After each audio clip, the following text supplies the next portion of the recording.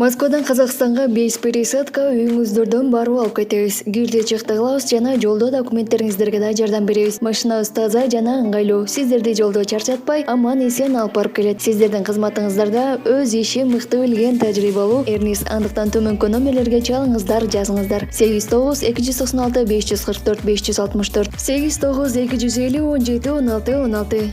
Биз ар дайым сиздердин кызматыңыздарда 24 саат бою байланыштабыз. Андыктан төмөнкү номерлерге чалыңыздар, жазыңыздар. СССР таркагандан бери биринчи ирет Орусия айга космостук аппаратын учурду. Бүгүн 11 августта Орусия СССР таркагандан бери биринчи ирет айга Луна 25 космостук аппаратын учурду. Бул тууралуу орусиялык басылмалар жазып чыкты. Космостук аппарат Амур облусундагы Восточный космодромунан учурулган. Маалым болгондой, бул Орусиянын эгемендүүлүк тарыхындагы айга учурулган биринчи космостук аппараты. Аппараттын Жердин спутнигине конуусу 21 августка белгиленген. Анда Луна 25 айдын түштүк уюлуна жакын жерге конот. Аппарат бир жыл бою айдын топурагында муздун бар же жок экенин текшерип чыгуусу керек. Белгилей кетсек, Луна 24 космостук аппараты СССР тарабынан 1976 жылы учурулган. Жана аппарат жерге 170 грамм айдын топурагын алып келген. Бир ай мурун Индияда өзүнүн Чандраян 3 аппаратын айдын түштүк уюлуна жөнөткөн. Эгер Чандраян 3 айга ийгиликтүү кона алса, Индия, АКШ, СССР жана Кытайдан кийинки айды изилдеген 4-чү өлкө болушу мүмкүн. Булак супер кежи. Кыргызстан менен Тажикстандын чек ара боюнча делегациясы Душанбеде протоколго кол коюшту. Кыргызстандын жана Тажикстандын өкмөттүк делегацияларынын топографиялык жумушчу топторунун 2023 жылдагы жолугушууларынын план графигине ылайык 4 августтан 10 августка чейин Кыргыз-Тажик мамлекеттик чек арасын делимитациялоо жана демаркациялоо боюнча кезектеги жолугушуусу Тажикстан Республикасынын Душанбе шаарында болуп өттү. Бул тууралуу министрлер кабинетинен билдиришти. Жолугушуунун жыйынтыгында тиешелүү протоколго кол коюлган. Жолугушуу достуктун жана өз ара түшүнүшүүнүн кырдаалында өттү. Жумушчу топтордун кийинки жолугушуусу Кыргыз Республикасынын аймагында болору пландалууда. Булак Седеп кежи. АКШ президенттигине талапкер Мексиканы басып алабыз деп коркутту. АКШнын президенттигине талапкер Флорида штатынын губернатору Рон Де Сантис мексикалык нарко картелдер менен күрөшүү үчүн бардык күчтөрдү колдонууга убада берди. Бул тууралуу The Hill жазып чыкты.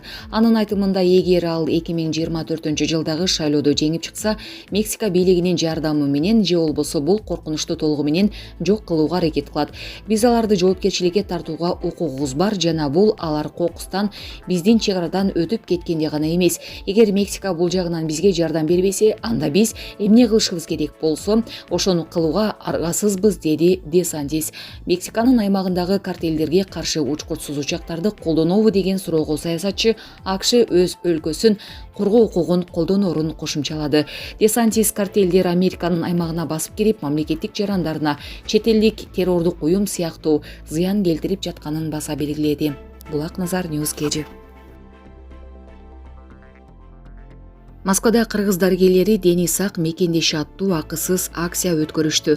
Орусияда ординатура, аспирантурада окуган дарыгерлер Москвада 5 августта Дени сак мекендеши аттуу бир күндүк акция өткөрүштү. Бул тууралуу Супер кежи порталына аталган акциянын уюштуруучусу Нурлис Токебаев билдирди. Анын айтымында, чет тарапта иштеп, күнүмдүк турмушту эле өткөрүп койбостон мекендештердин анын арасында Кыргызстандын имиджин көтөрүү максатында жакында Дени сак мекендеши аттуу долбоорун башташкан. Анда кыргыз дарыгерлери кыргыз мигранттарын акысыз медициналык көзөмөлдөн өткөрүшкөн.